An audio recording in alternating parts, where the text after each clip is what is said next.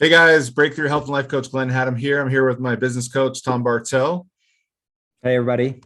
And Tom and I just finished a pretty powerful session tonight. It was actually a grind because we were just grinding on some of my financials. And yeah, just there's three things that came up tonight in our conversation that I think would be just a great share.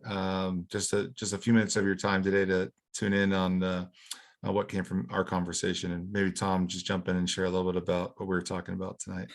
Yeah, thanks, Glenn. Yeah, no, that was a fun session for sure. And as we were just talking about, what popped out for me is something that, and you know me, I like to manage by mantras and little catchphrases, and You got a lot.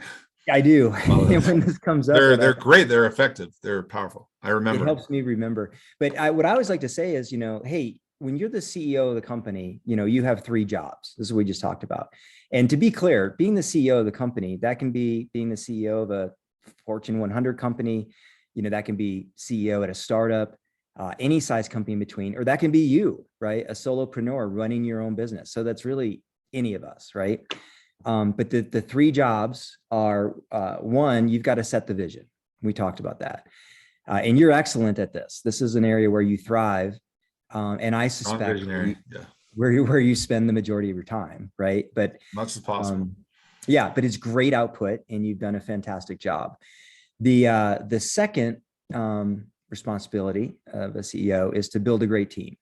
And again, I see you doing this. This is in your annual plan and the goal setting that you just did.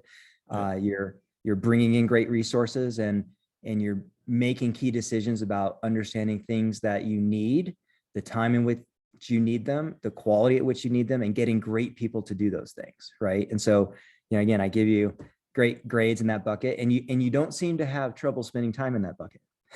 No. It's this I'll third love it bucket, there. yeah, that I think is where, and nobody's good at everything, or nobody likes everything, but the third responsibility is don't run out of money, right? I mean, that is sort of obvious for any business, right? I mean, you're in a business to be productive and ultimately profitable. And what that means is you have to spend time and get into the numbers.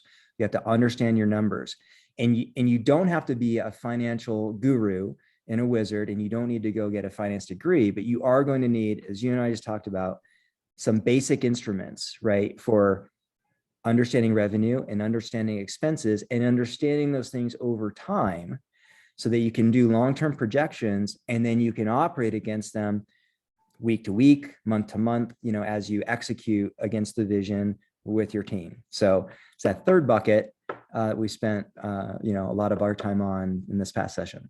Yeah, because the challenge is money can be flowing in, but it also can be flowing out. And if you don't have your eyeballs on it and you're not sure what your markers are to measure against, as far as what's working, or as like there's just hidden expenses, things that catch your eye, and you say, hey, I think I want to jump in on this. Maybe not this month, maybe not next month, but maybe a month out. How are you going to make those decisions if you don't have your markers on? Well, and there's a lot more in this bucket too than just what we focused on. Was a lot of the financial core things, right? Revenue in, expenses out. But what this really leads you into, ultimately, are just kind of key metrics for your business, right? Because as you and I found in this conversation, we segued out into, hey, how do I model, the cost of goods sold in this business, the things required to deliver, service, right? I mean, there's so metrics and KPIs that start to tell you about the health of the business beyond the finances. Again, as the business owner, as the CEO of You Inc., Yeah. you have to know your numbers, right? No one Yeah, else. and the numbers for me are also like, coaching time and energy output as well too. So there's only one of me, and then when I delegate to my coaches, there's those variables as well too. There's cost and time associated and energy associated with those things. And as we talk tonight, that's a really good rub. It's like pie in the sky vision, Yep. team, and then like, all right, how's this all going to continue to grow and expand in a positive way over time? And how can I set some inspiring projections, and then celebrate those wins of getting those Yeah. hits in a And, timely fashion. and ultimately it's about making decisions. You like, you have to make the Ultimate decisions, decisions. Yeah. to make the hard decisions. You know, they're always going to come to your desk at the end of the day. Do we spend this money today on X? Yeah. And so you want as much context and up-to-date data and information to answer that question, right? On behalf of the business, right? And in this case, yourself and the team, you know, that you have working with you. So you always say, you know, it takes data to solve problems, but the data doesn't just happen. You know, you've got to build systems and nurture it and create those dashboards so you can do that.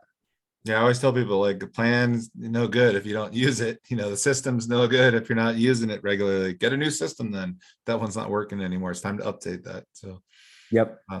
Tom, really appreciating you today. That was a good, hard conversation. Needed to happen, and excited about what we're laying out next. So excited as those pieces come together and the empowerment that I'm anticipating. Yeah, just tune in next week, guys, to listen to what's happening next. There should be something pretty explosive in the next week or so. So thank you for dropping in. Thank you, Tom. Appreciate you always, brother. Yep. Thank you.